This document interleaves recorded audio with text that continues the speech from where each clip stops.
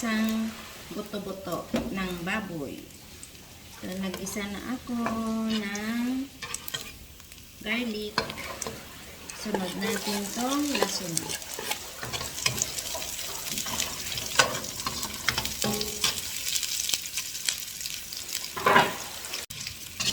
At nag-aroma na itong lasunan natin. Isunod natin to kamatis.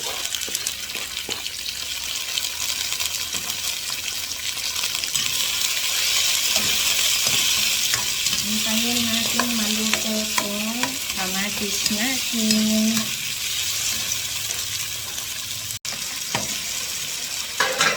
Pag ganito na itong ating kamatis, mga kamami, ilagay na natin itong buto-buto.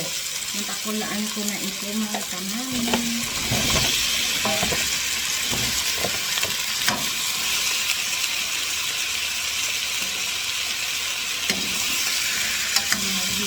Ihalo natin.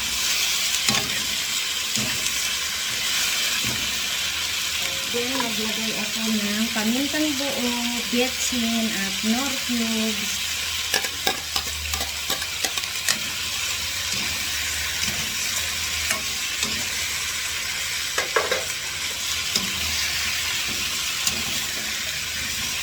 Ngayon, maglagay tayo ng tubig para palambutin natin.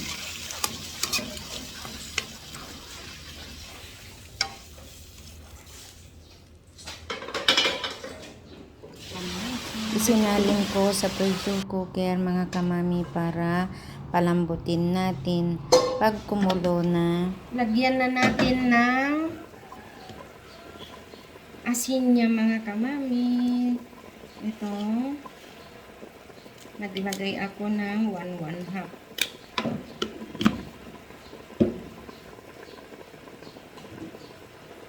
Ayan, halo natin. Then, ilagay na natin itong string beans. Ito ang gulay niya.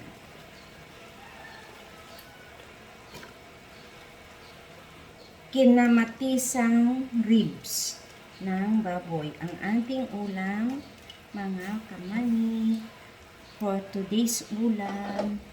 Then, takpan natin, hintayin natin maluto.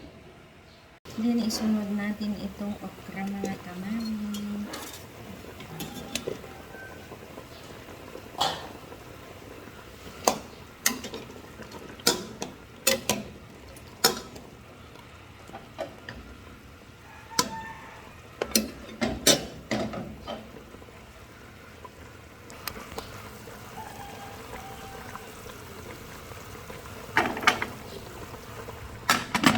Hintayin natin maluto.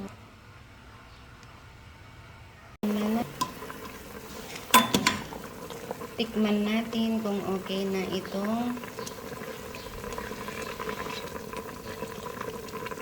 Wow, sarap.